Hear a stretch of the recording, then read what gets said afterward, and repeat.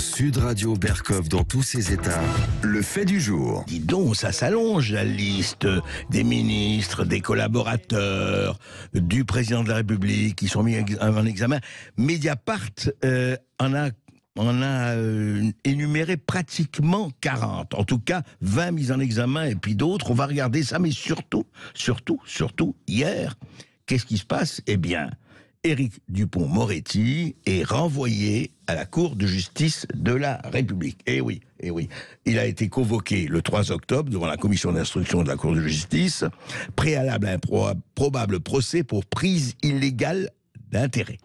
Et puis Alexis Kohler, secrétaire général de l'Élysée, bras droit d'Emmanuel Macron, considéré comme presque le cerveau droit du président de la République, lui aussi, il est mis en examen, il n'est pas ministre bien sûr, pour prise illégale d'intérêt. Dis-nous, la prise illégale d'intérêt, ça marche très fort en ce moment.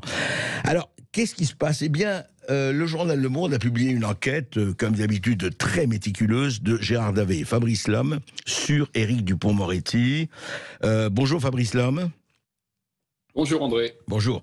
Alors Fabrice, vos enquêtes avec Gérard Davet, vous seul, on les connaît depuis longtemps. Vous faites un travail de fond et je ne veux pas vous encenser, mais franchement, vous faites partie de ces journalistes qui méritent largement encore cette appellation quand c'était l'appellation d'Albert Londres, de Kessel et d'autres.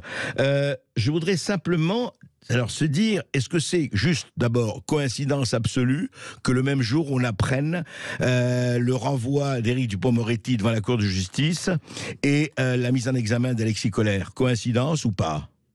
Oui, c'est forcément une coïncidence. Ce sont d'abord deux juridictions différentes, ce ne sont même pas les mêmes tribunaux.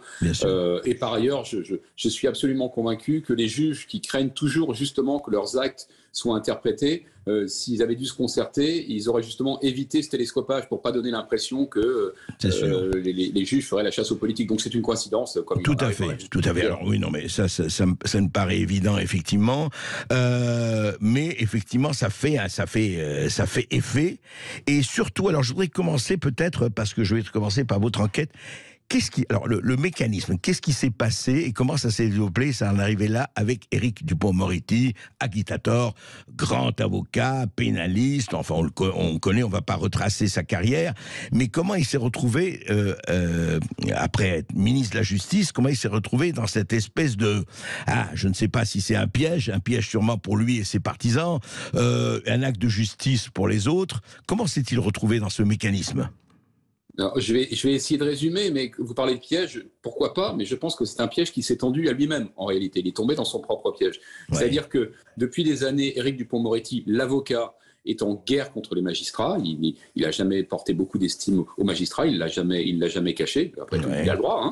Et en tant qu'avocat, j'allais dire, ça provoquait des heurts parfois assez violents, mais ça restait dans le domaine de l'acceptable. Après, à l'été 2020, voilà que, et là encore c'est une coïncidence pour le coup, qu'il a déposé plainte contre un magistrat monégasque en tant qu'avocat et contre des magistrats du parquet financier aussi en tant qu'avocat, pour des raisons différentes. Dans un cas, parce que le magistrat monégasque aurait maltraité un de ses clients. Dans l'autre cas, parce que les magistrats financiers auraient osé éplucher ses fadettes, ses facturations téléphoniques détaillées. Et bien, quelques jours après avoir déposé ces deux plaintes, qu'est-ce qui se passe? Macron le nomme ministre de la Justice. Personne ne s'y attendait, lui non plus. C'est juste quelques jours après le dépôt des plaintes d'Éric Dupond-Moretti. D'accord. Entre quelques jours et quelques semaines. Si vous voulez, tout se passe en juin 2020, il est nommé en juillet 2020. Donc vous voyez, c'est vraiment il y a un télescopage.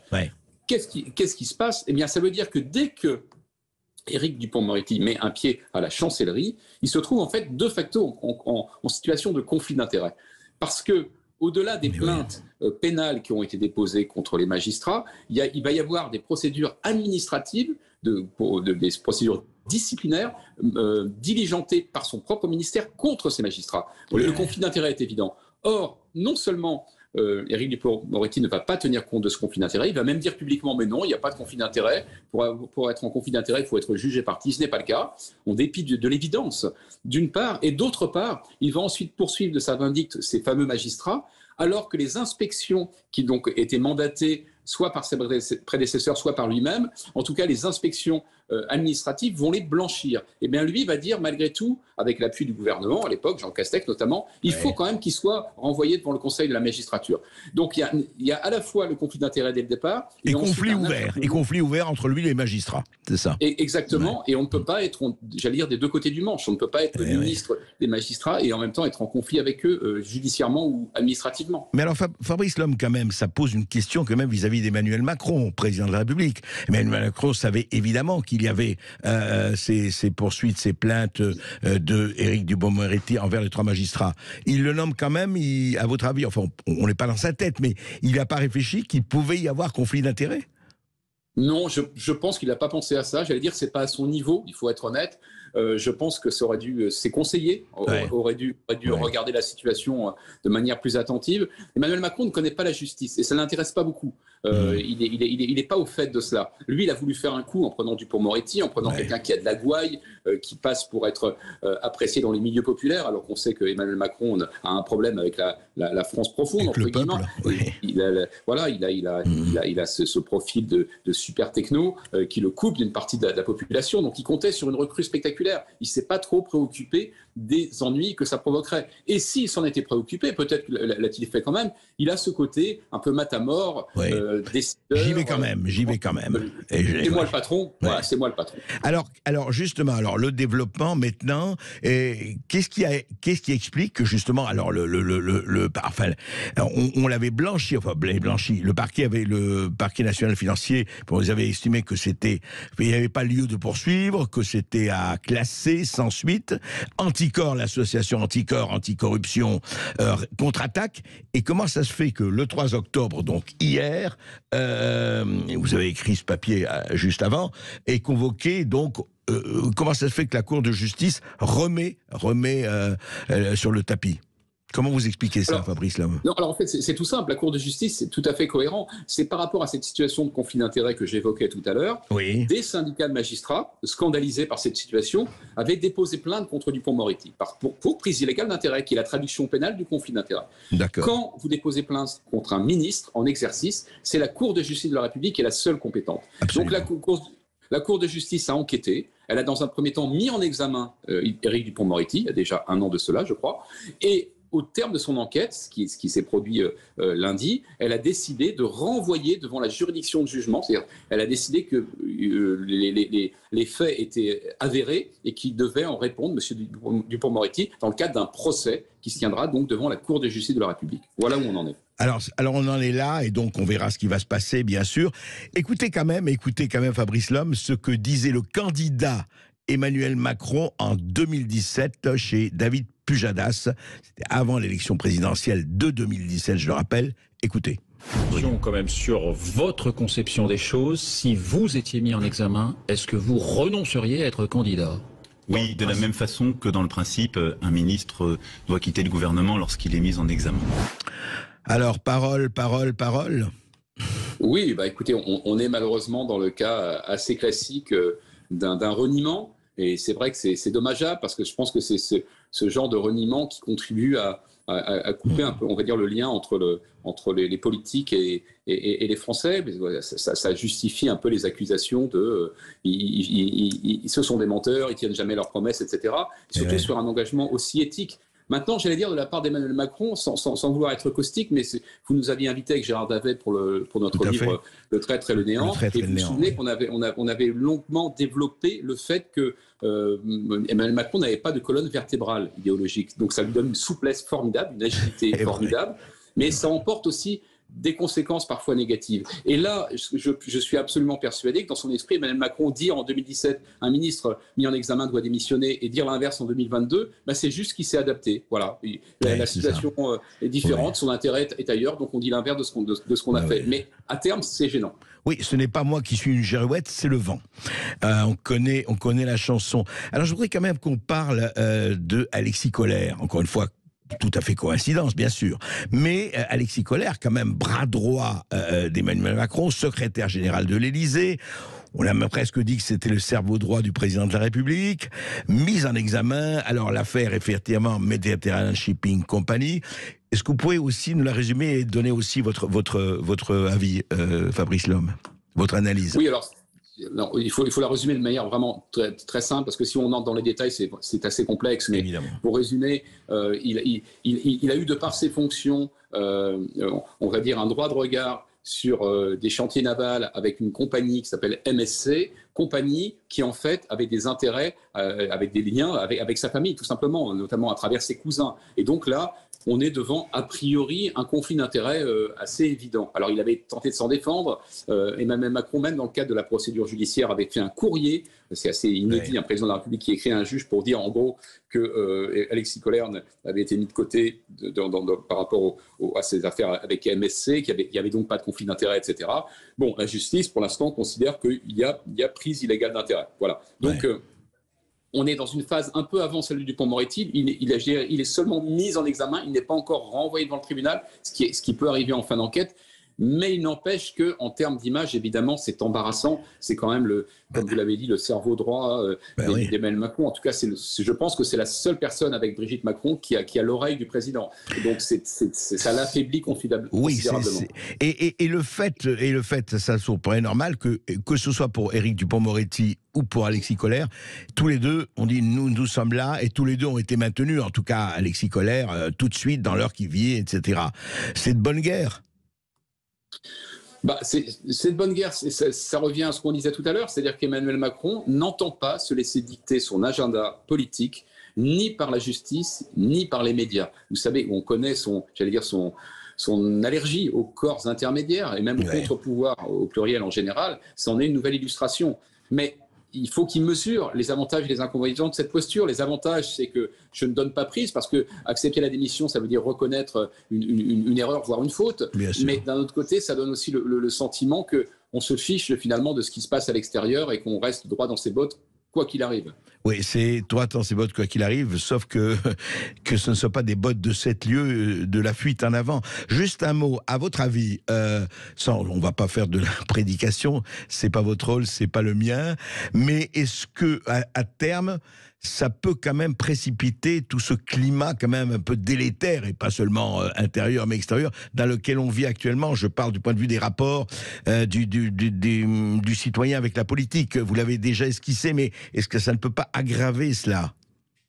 Oui, c'est ce que je crains, alors que ça ne devrait pas être le cas. Je pense qu'une démocratie exemplaire, comme l'avait promise Emmanuel Macron, c'est effectivement le fait que des responsables, quand ils sont mis en cause, préfèrent se retirer. Et ça calme le jeu, et ça ne nourrit aucun populisme, et c'est mieux pour tout le monde. Évidemment, on répondra toujours, oui, mais la présomption d'innocence. Oui. Mais elle trouve ses limites dans l'action politique. À partir du moment où vous êtes plombé, vous dites, vous parlez des 7 bottes ou des bottes de 7 lieues, là c'est plutôt des bottes en plomb, parce que ça plombe un pouvoir, ça renvoie une mauvaise image. Je prendrai un exemple, plutôt un contre-exemple, qui me paraît assez instructif. Au début du quinquennat, du premier quinquennat Macron, vous avez déjà un ministre de la Justice qui a des ennuis, c'est François Bayrou. Exact. On apprend, alors qu'il a été nommé, qu'il y a une enquête qui vise son parti, le MoDem, pour des questions de financement. Qu'a fait François Bayrou, qui à l'époque n'a même pas été interrogé et n'a même pas été convoqué pour être mis en examen? Il a démissionné. Il a démissionné en estimant que sa présence au ministère de la Justice, en ayant une affaire aux fesses, entre guillemets, si vous me permettez l'expression, ça risquait de nuire à son image et à l'image du gouvernement. Honnêtement, c'est un choix digne, et personne n'a crié pour autant sur le thème François Bayrou. Oui, présomption d'innocence, etc. Mais bien sûr. Voilà, l'affaire suit son cours. Entre-temps, il a été mis en examen, il est toujours présumé innocent. Mais vous voyez, ça fait baisser la température, ça fait baisser la pression. C'est juste. Merci Fabrice Lhomme, merci pour ces éclaircissements. Nous allons évidemment suivre tout cela, mais cela n'augure en pas grand-chose de ce qui est en train de se passer. Encore une fois, la politique, c'est la direction de la cité, la vie de la cité, et franchement, elle n'a pas besoin de cette pollution, de ce CO2 très particulier. Et nous allons maintenant nous entretenir avec Philippe Fabry. Philippe Fabry, est-ce que nous l'avons? Bonjour. Bonjour. Bonjour Philippe Fabry. Alors, vous avez écouté que moi, Fabrice Lhomme, et vous avez surtout suivi cette affaire à la fois d'Éric Dupond-Moretti, ministre, et d'Alexis Collère, surtout le bras droit, le cerveau droit, on l'a dit, on le redit, qui, prise illégale d'intérêt, quand même, il y a une enquête très fouillée qui va être faite, qui a commencé à être faite, beaucoup de plaintes, et qui dit, bon, écoutez, moi je ne bouge pas, etc. On vous avait reçu pour ce très très bon livre remarquable, La monarchie absolue. Est-ce que c'est encore une manifestation de la monarchie absolue, Philippe Fabry ? Je pense, oui. En tout cas, c'est dans la continuité du mouvement qui est, Jean-François Revel le caractérisait déjà, c'est l'irresponsabilité présidentielle, puisque à partir du moment où il est là, il ne répond plus de rien jusqu'à ce qu'il soit au terme de son mandat, ou éventuellement même, ça ne suffit pas forcément puisqu'il a été réélu, et naturellement, par diffusion, on va dire, irresponsabilité de tous les collaborateurs, que ce soit les ministres ou les employés l'entourage présidentiel. Voilà.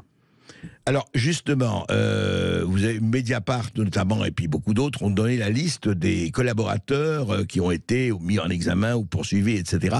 C'est vrai qu'elle est relativement impressionnante. On ne va pas faire une généralisation, mais quand même, ça veut dire quoi? Ça veut dire, vous en avez parlé dans votre livre, Philippe Fabry, mais là, dans ces cas-là, ça veut dire, écoutez, je fais ce que je veux, carte télé mon bon plaisir, c'est comme ça, présomption d'innocence, donc circuler, il n'y a rien à voir. D'ailleurs, ça a été la première conclusion du parquet pour Éric Dupond-Moretti. On verra le reste. Oui, tout à fait. Et puis, vous savez, dans le président absolu, j'expliquais que ce qui caractérisait le régime français, c'est qu'au fond, il est structurellement autoritaire. Donc, il y a ces côtés, effectivement, un peu ancien régime, où quand quelqu'un est effectivement responsable de quelque chose, on cherchera à l'exfiltrer discrètement, mais il faut surtout pas que ça atteigne le crédit du monarque. Donc, on est tout à fait dans ce mouvement-là. Je pense malgré tout qu'il y a une erreur de la présidence sur ce cas-là. C'est que ça fait un moment qu'on voit ce genre de choses. On se souvient de l'affaire Benalla également qui avait fait scandale. Mais je pense qu'il y a un problème qui est mal géré ou mal vu par Emmanuel Macron en ce moment, c'est que la situation a totalement changé. Parce qu'en 2018, c'était encore le jeune président fringant qui arrivait, qui avait une majorité absolue à l'Assemblée. Aujourd'hui, il est plus dans cette situation-là. Il n'a plus de majorité à l'Assemblée. Il rentre de ses congés, non pas en ayant compris que les règles du jeu avaient changé du fait de cette nouvelle distribution parlementaire, mais avec la volonté justement de remettre au centre du jeu la présidence, le Conseil national de la refondation qui veut former, ensuite la menace de dissoudre l'Assemblée si jamais on vote pas les choses dans le sens qu'il veut, ce qui est inédit dans l'utilisation de la dissolution. Oui, c'est intéressant. Oui, il a menacé, il a dit si j'ai pas mon accord sur la réforme de retraite, je dissous. Tout à fait. Donc, au-delà de la nature du régime globalement, on constate une espèce de crispation, en particulier durant ces derniers mois, jusqu'au moment où le peuple français a semblé dire que ce régime, on n'en veut plus. On veut retourner à un régime dans lequel le Parlement discute, travaille et décide. Oui. C'est le sens du vote des Français aux législatives. C'est assez clair, en tout cas, de ce point de vue-là. Maintenant, à votre avis, alors justement, ces deux affaires vont s'ajouter aux autres. Et à votre avis, qu'est-ce qui peut en sortir? Je ne parle pas des procès et des conclusions, que ce soit de la Cour de justice ou autre. Et qu'est-ce qui peut en sortir? C'est une désaffection de plus en plus grande, un fossé de plus en plus grand entre le pouvoir et les citoyens et les administrés? Oui. Alors bon, c'est pas la première fois qu'on a ce genre d'affaires. Certains sont allés jusqu'au bout et ça n'a jamais effectivement ça n'a jamais fait tomber la présence de la République. Voilà, peut-être qu'il se passera rien. Voilà, peut-être. Alors ça ne suffit pas. Mais ce qu'on doit constater, c'est que il y a une accumulation en ce moment, une accumulation de choses et de choses dans tous les domaines. C'est-à-dire, on a une accumulation des affaires de ce genre-là, qui sont d'autant plus mal vécues. Rappelons-le qu'il y avait l'idée de nouveau monde quand Emmanuel Macron est arrivé. Donc, quand on prétend laver plus blanc, c'est toujours plus gênant que quand on est le dans monde la tradition. Nouveau. Voilà. Et surtout, tout ceci apparaît dans une situation où, institutionnellement, on se dirige vers une crise aujourd'hui. C'est ça qu'il faut voir. On se dirige vers une crise institutionnelle et constitutionnelle en France. C'est grave ce qui se passe, la menace de dissoudre l'Assemblée pour parce que l'Assemblée ne serait pas prête à voter dans le sens que veut le président de la République. Normalement, le droit de dissolution sert au président de la République, en tant qu'il est chef de l'État, à garantir la stabilité des institutions. Oui. Il ne doit pas lui servir, en tant que chef de gouvernement, à imposer des décisions au Parlement. Donc là, on est sur un détournement du droit de dissolution qui est extrêmement grave et qui, je pense, sera très mal vécu, et est déjà très mal vécu par une Assemblée qui, elle, du fait du contexte des choses, qui n'est plus Playmobil et Godillot. À travailler comme un parlement normal pendant l'été. Oui. Merci Philippe Fabry, pardon. Merci pour vos éclaircissements. C'est vrai qu'on va suivre tout cela, mais encore une fois, est-ce bien le moment, est-ce bien vraiment le moment d'ajouter de l'huile sur peut-être un soupçon d'incendie? À très vite.